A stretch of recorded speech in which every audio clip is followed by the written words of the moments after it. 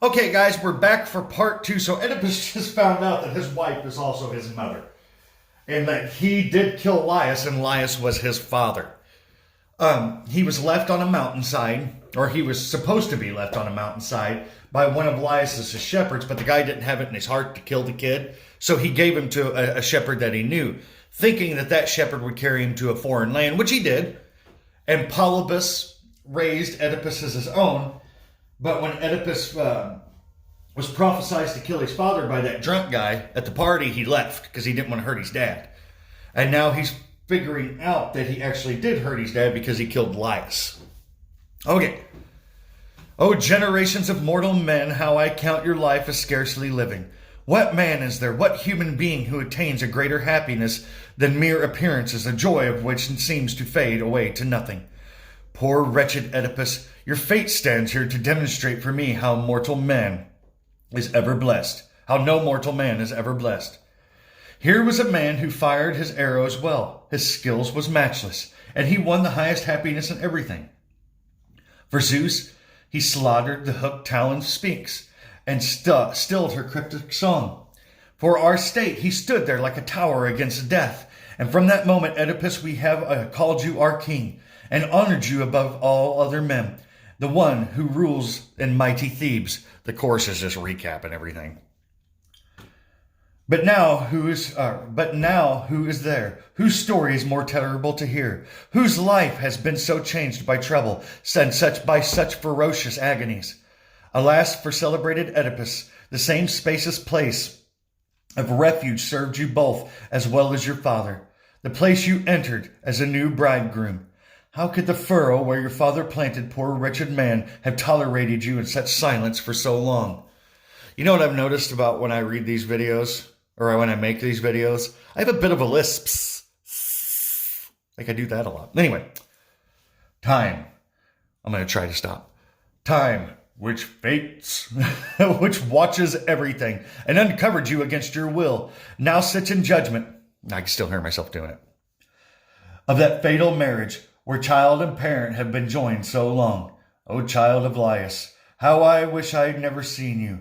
Now I wail like those, or like one whose mouth pours forth laments. To tell it right, it was through you I found my life and breathed again.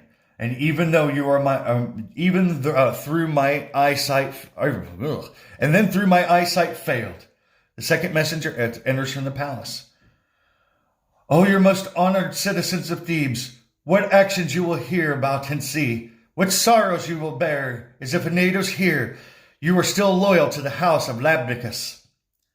I did not think that Leicester the faceless rivers could cleanse this house. It conceals too much, and soon will bring to light the vilest things, brought on by choice and not by accident. What we do ourselves bring us the most pain. The calamities we knew before we were hard enough to bear. What can make them worse? I'll waste no words. Know this, noble Jocasta, our queen, is dead. That poor unhappy lady, how did she die? She killed herself. You do not see it, so you'll be spared the worst of what went on. But from what I recall of what I saw, you'll learn how that poor woman suffered.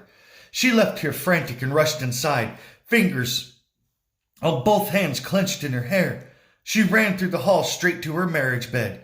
She went in, slamming both doors shut behind her, and crying out to Laius, who'd been a corpse a long time now.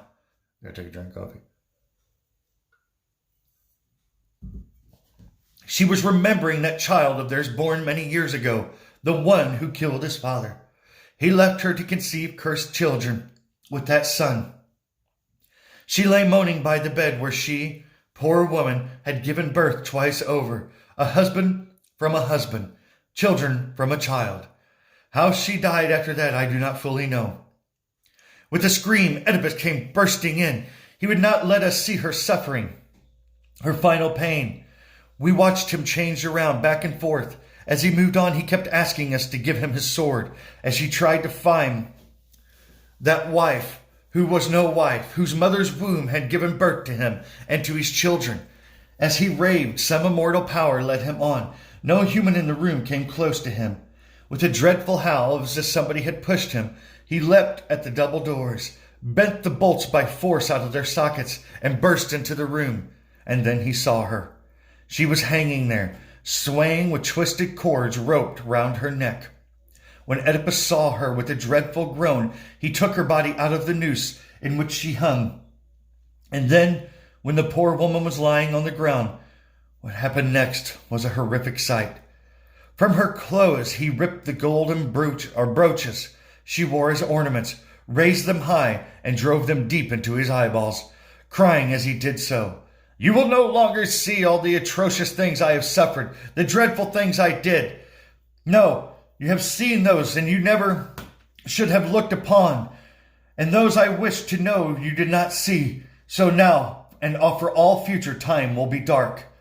And with these words he raised his hands and struck not once, but many times, right in the sockets. With every blow blood spurted from his eyes down on his beard, and not a single drop but showers of dark blood splattered like hail.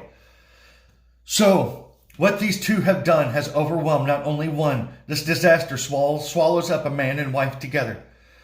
The old happiness they had before in their rich ancestry was joyful joy, but lament and ruin, death and shame, and all calamities which men can name as theirs to keep. So, this is what happened. This is what this old boy is telling us what happened. Jocasta goes screaming into her room and slams and locks the doors because she's realized that everybody knows what she has done, and she has said anyway. So she goes in there and she hangs herself. Oedipus, finally hearing the truth, runs in, and he's so, how could I say it? Overcome with grief.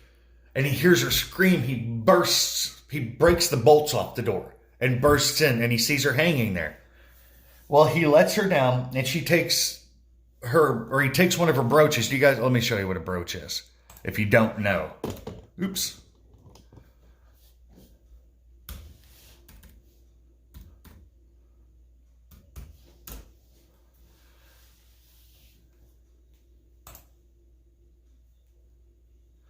So these are what brooches are. They pin to your dress or your clothes or something. On the back is a needle. So he takes those brooches and he starts stabbing himself in the eye, because he doesn't want to see what he has caused anymore. And he thinks it's like a punishment for himself, where he should live in eternal darkness. And that's where we are. And has that suffering man found some relief to ease his pain? He shouts at everyone to open up the gates and thus reveal all the Cadmeans, his father's killer, his mother's. But I must not say those words. He wants to cast them out of Thebes. He wants them to cast him out of Thebes, so the curse he laid will not come on this house if he lives inside. But he is weak and needs someone to lead him on his way. His agony is more than he can bear, and he will show you from our palace doors the bolts that are being pulled back. Soon you will see a sight which even a man filled with disgust would have to pity. So, the second messenger is also saying that Oedipus wants to exile himself. An awful fate for human eyes to witness, an appalling sight, the worst I have ever seen. Oh, you poor man, what madness came on you? What eternal force pounced on your life, and springing further from the longest sleep brought you to this awful doom? Alas, alas, you unhappy man, I cannot look. I want to ask you many things. There's much I wish to learn, but you fill me with such horror. Yet there's so much I must see. Ah, alas, alas, how miserable I am. Such wretchedness, where do I go? How can the wings of the air sweep up my voice? Oh, my destiny, how far you have sprung now. The fearful place from which men turn away, a place they hate to look upon. Oh, the dark horror wrapped around me, this nameless visitor I cannot resist, swept here by my fair and fatal winds. Alas for me, and yet again, alas for me. The agony of stabbing brooches pierces me, the memory of aching shame. In your distress, it is not astonishing you bear a double load of suffering, a double load of pain. Ah, my friend, so you will care for me as always. and with patience nurse me now I am blind. Alas, alas, you are not hidden from me. I recognize you all too clearly. Though I am blind, I know that voice so well. You have carried out such dreadful things. How could you dare blind yourself this way? What god drove you to it? 'Twas Apollo, my friends. Actually, I'm going to stop there because we're at 10 minutes again, and I just want to... It takes forever to upload these if I make them like a half an hour long. So I'm going to stop and make part 3.